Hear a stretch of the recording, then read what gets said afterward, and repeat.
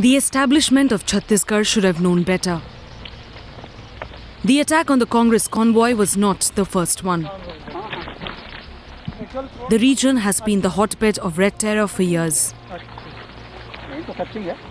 April 6, 2010. At 6 in the morning, nearly 80 personnel from the Central Reserve Police Force and State Police were returning after opening a road for the troops to begin an operation against Maoists. It was the peak of Operation Green Hunt, an offensive against these savage terrorists. The pattern was similar. First a blast, then indiscriminate firing. Over 70 of our soldiers were dead. An attempt to tackle Red Terror in Dantewada had been blown up once again. The attack should have been enough to raise an alarm. But just a month later, a deadly attack on a civilian bus, over 40 innocent lives lost. The revolution these men claimed is yet to come. But the barbarism of these Maoists continues. They are enemies of our country. We don't want a Maoist leadership in this country. We want a healthy democracy. Unfortunately, we have a very unhealthy democracy. That is what has to be improved. The only approach for solving the Maoist problem is that, on one hand, if the government wishes so, it can carry on with its military operations, but it also has to make sure that there is minimum collateral damage. The months from April to August had by now become a time when these terrorists regrouped and unleashed their offensive. A pattern well recognized by many, but tackled by few. The men who backed these terrorists have found many ways to glamorize these butchers, and the number is not just limited to the impoverished in villages. Men from cities, men with superior education, men like Kobad Gandhi supported this facade of a revolution. His arrest in 2009 angered the rebels, and they were looking for revenge. They were looking to get him out of jail. And Inspector Francis Induvar became a casualty of that rage. He was first abducted, and the Maoists had just one demand: the release of Kobad Gandhi and 2 others. But India couldn't save Inspector Francis Induvar. Maoists beheaded the Jharkhand police inspector. His body, along with the severed head, was found near Raisha Ghati. They murdered one of our soldiers in cold blood, and they claimed it was for a cause. मैं भी police बनूंगा, आपको मारूंगा, मेरे पापा को मारेगा आप।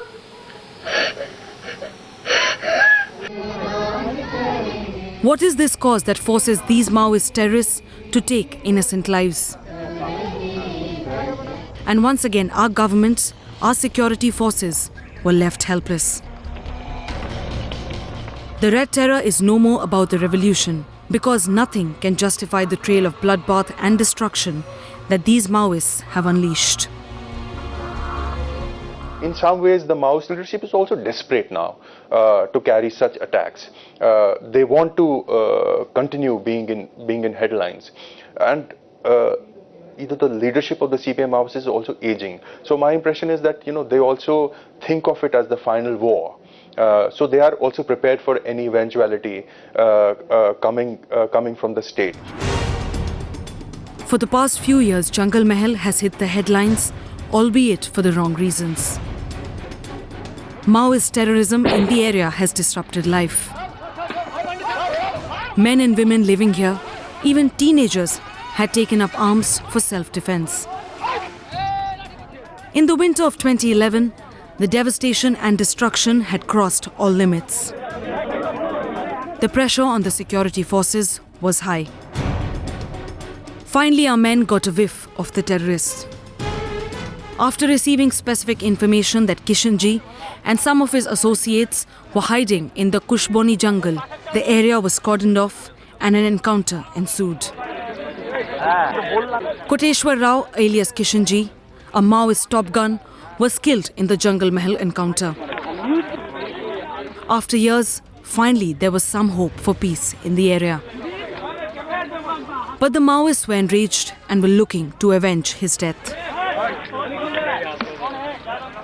What followed was another horrific season of bloodshed, another trail of devastation.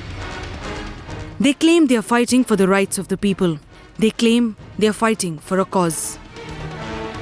But in reality, they had all lost sight of it. Nothing could justify the gruesome killings. Nothing could justify the bloodbath. देखिए, ये central forces और state forces के साथ साथ state में ये कहना कि हमने 4 बटालियन दिया, 6 बटालियन दिया, ये छत्तीसगढ़ की आवश्यकता है।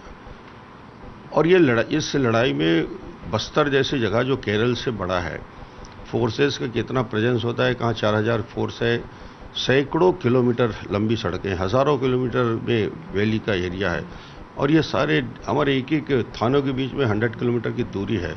ये पूरे एरिया को सेव करना, वहाँ मूवमेंट को 100% सुरक्षित करना, ये सब फोर्स प्लस डेवलपमेंट एक्टिविटी में भी इनका यूज़ करना, ये सब एक साथ चल रहा है। और उसके बाद भी फोर्स का मनोबल काफ़ी बेहतर है उस क्षेत्र में और काफ़ी अंदर तक जा रहे हैं।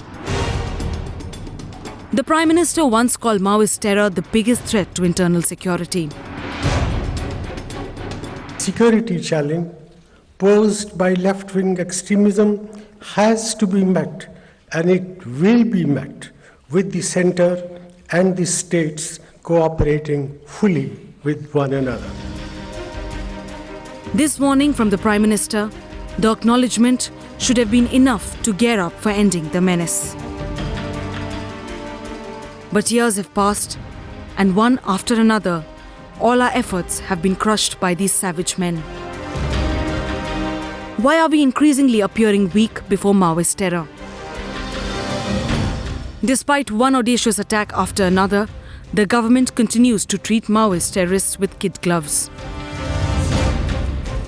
Instead of giving an intellectual flavor to this internal terrorism, is it not high time for an all-out offensive? Because losing the battle to Red Terror is not an option that India has.